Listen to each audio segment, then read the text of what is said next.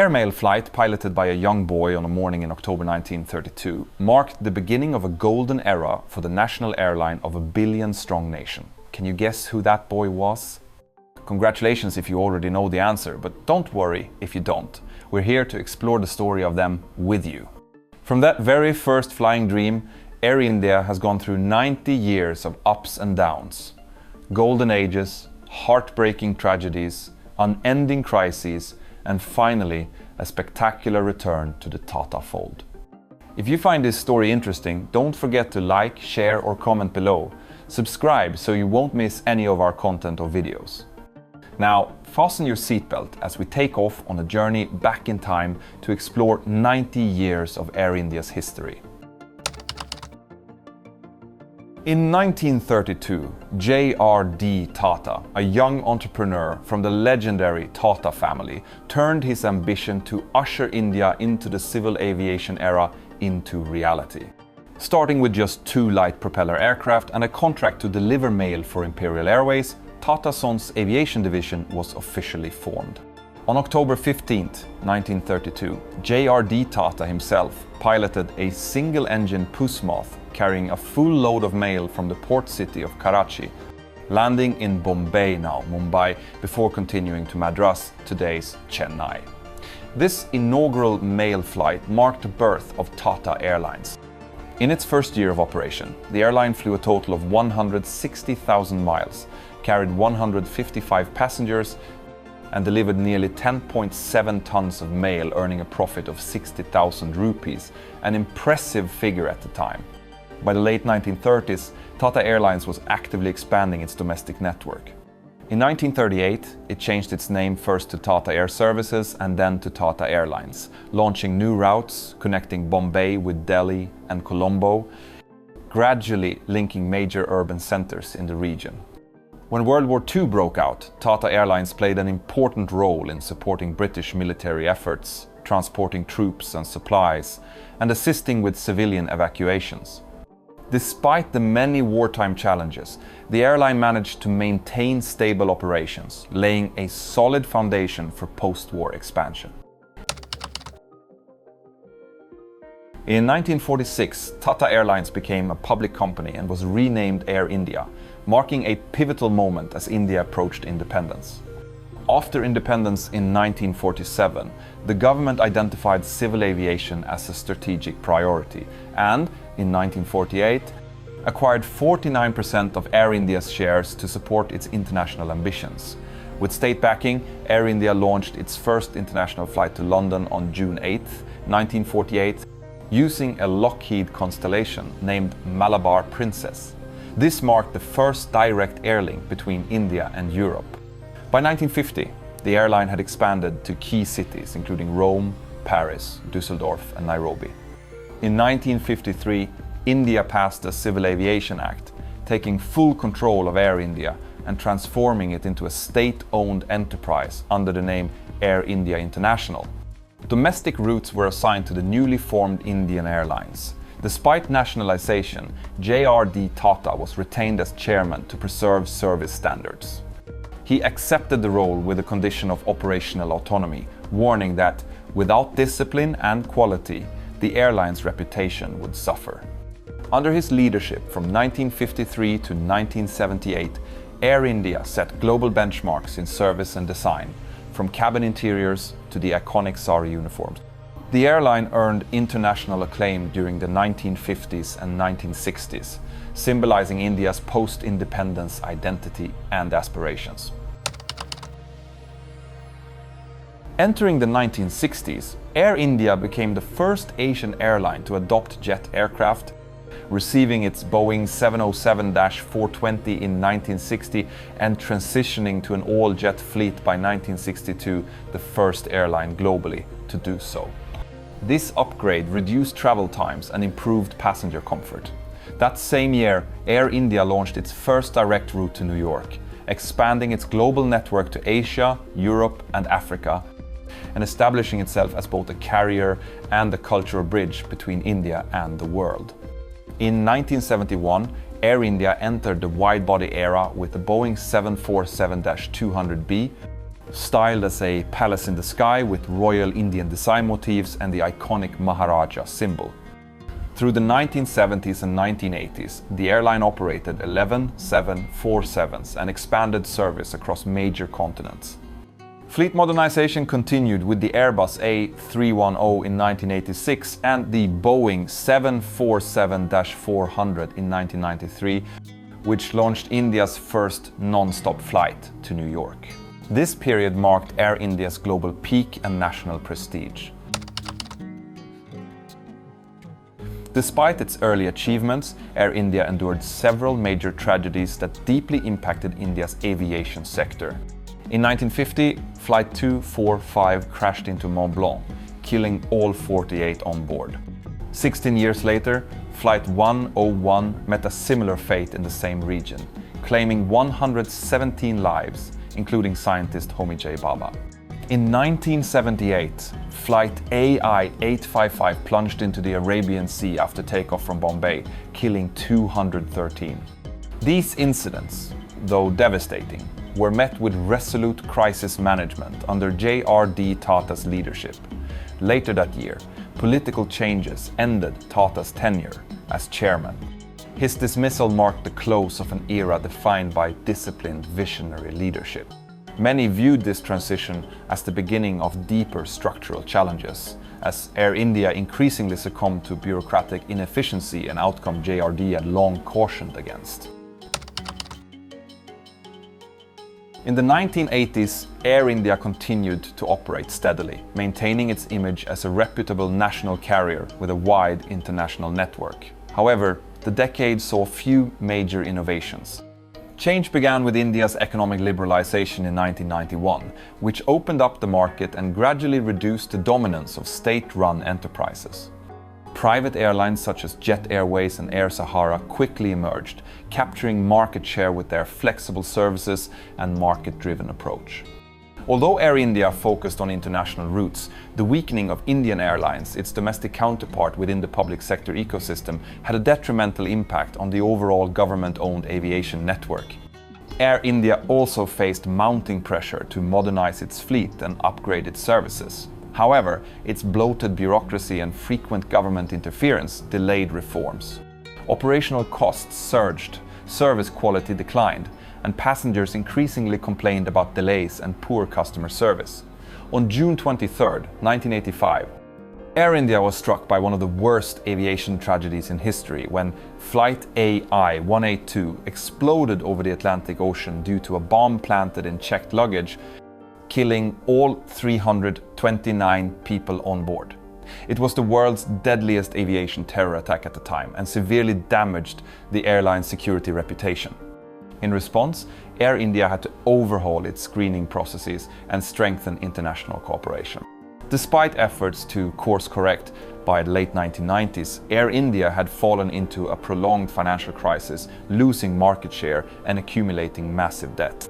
Facing this grim reality, the Indian government was forced to reconsider a once dismissed solution: privatization.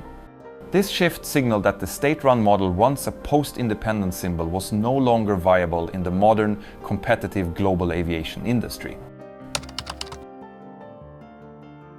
Entering the 2000s, Air India's financial situation deteriorated rapidly. In 2001, the Indian government proposed, for the first time, selling a stake to private investors as part of a restructuring plan. The Tata Group and Singapore Airlines initially expressed interest, but the plan was quickly scrapped due to political opposition and strategic concerns.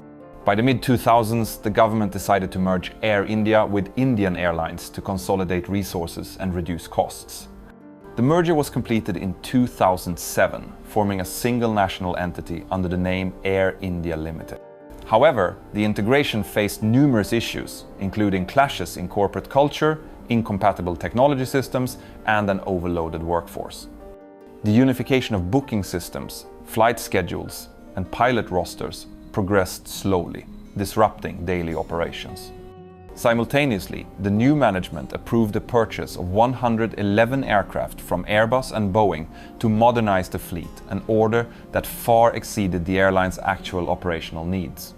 The debt burden from this order, combined with post-merger integration costs, plunged Air India into a deep financial crisis.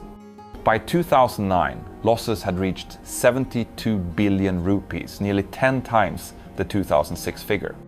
By 2011, total accumulated debt had surpassed 426 billion rupees.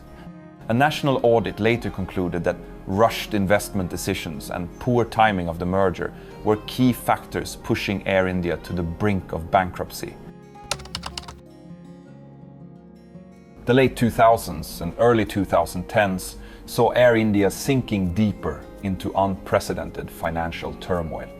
The airline was forced to sell off assets, including 3 Airbus A300s and 1 Boeing 747-300M in 2009 to cover short-term debts.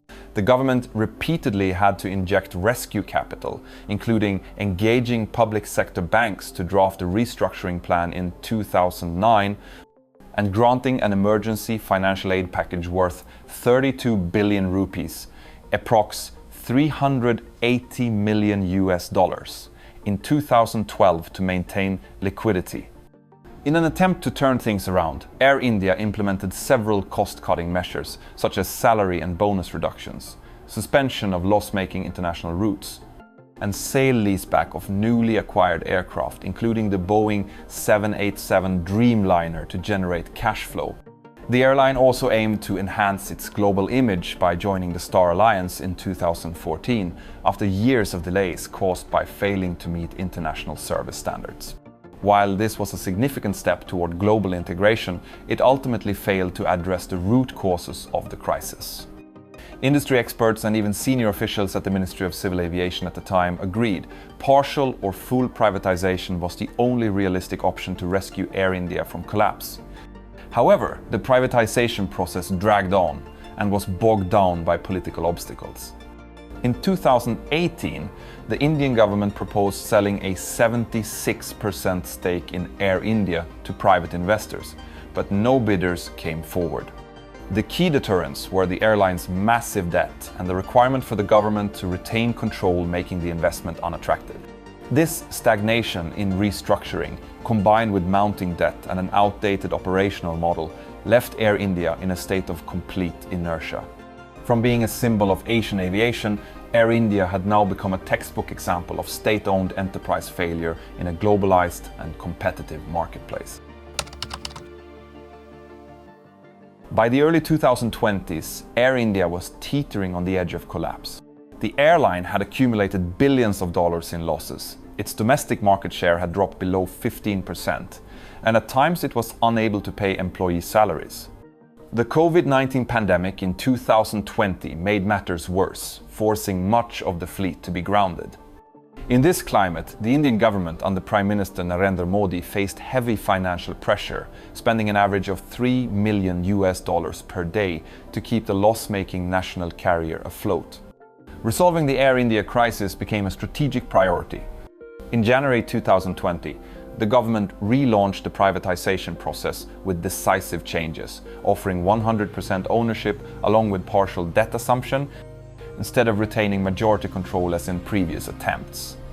This round of bidding garnered significant market interest, especially when Tata Sons, India's largest private conglomerate and the original founder of Air India in the 1930s, emerged as the likely suitor to bring the airline back home. That expectation quickly became reality. Tata Sons, through its subsidiary Thales Private Limited, submitted a qualifying bid.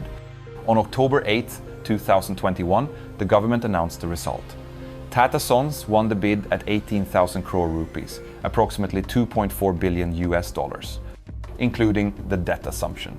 This marked a historic milestone. Air India officially returned to Tata Group ownership after 69 years of nationalization in 1953. The deal not only closed a dramatic chapter in Air India's history, but also symbolized the Modi government's commitment to public sector reform and attracting private investment. Immediately after the announcement, Ratan Tata, Chairman Emeritus of Tata Sons and the heir to JRD Tata's legacy, posted a heartfelt message on social media. "Welcome back, Air India." This simple statement sparked a wave of national pride and underscored the Tata Group's profound sense of responsibility as it once again took on the mission of restoring India's national aviation icon. The official agreement was finalized in January 2022, marking the formal transfer of ownership and operations of Air India to the Tata Group. Under the commercial terms, Tata assumed about $2 billion of Air India's total debt of over $8 billion, with the remaining debt still held by the government. Tata also committed to retaining the airline's existing workforce, around 8,000 employees, for at least 1 year following the takeover. Beyond financial obligations, Tata inherited a strategic portfolio of over 120 aircraft, most of which were aging, along with 4,400 domestic and 1,800 international landing slots, including coveted access to London Heathrow, one of the world's most premium aviation hubs. The acquisition instantly expanded Tata's domestic market share to approximately 27% and gave it access to a global international network. The deal also enabled Tata to consolidate and streamline its existing aviation portfolio, which included 2 domestic carriers, Air Asia India and Vistara. With its newly expanded aviation infrastructure, Tata had a unique opportunity to build a comprehensive aviation ecosystem, blending full-service operations with low-cost models. However, the challenges ahead were immense. Air India needed a full-scale overhaul to escape decades of stagnation. Ratan Tata himself acknowledged that reviving Air India would require extraordinary effort, but also emphasized that it presented a once-in-a-lifetime opportunity to reshape the group's position in aviation and restore Air India to its former glory as a national symbol soaring across the world's skies.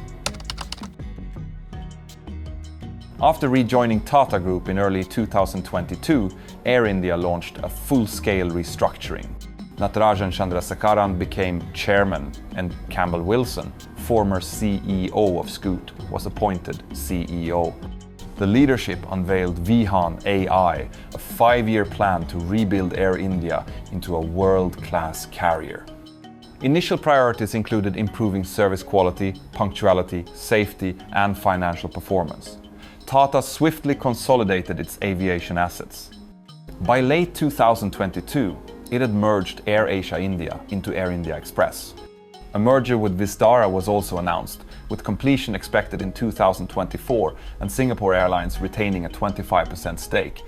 This formed a unified airline group with nearly 30% of India's domestic market and reduced internal overlap. In 2023, Air India placed a record order for 470 aircraft from Airbus and Boeing, worth approximately $70 billion, including both wide-body and narrow-body jets. An additional order for 200 aircraft is under consideration, underscoring Tata's intent to modernize the fleet at scale. In parallel, Tata committed $400 million to upgrade cabin interiors. The airline revealed a refreshed brand, including a modernized Maharaja and updated aircraft livery. By mid-2025, many A320neo jets had completed retrofits, while wide bodies were undergoing refurbishment to align with international standards. Early results were positive. Revenue doubled within a year, load factors improved, and Air India returned to operational profitability. New direct routes to Europe, North America, and Australia expanded its international footprint, yet challenges remained. Integrating different airline cultures and managing workforce redundancies proved complex. On June 12, 2025, Flight AI-171 crashed shortly after takeoff due to a rare fuel system fault, killing 260 people. The tragedy underscored an urgent imperative. Beyond financial recovery, Air India must reinforce safety and public confidence to fulfill its national mandate and compete globally. Air India's near-century-long journey mirrors the turbulent yet hopeful history of modern India, marked by struggles, transformation, and resilience. But the question remains, will the Maharaja truly take flight again? Only time will tell. If you found this story compelling, don't forget to like, share, and comment your thoughts below. Subscribe to stay tuned for more fascinating aviation stories. Buckle up, we're just getting started. There are still many more magical journeys ahead in the skies.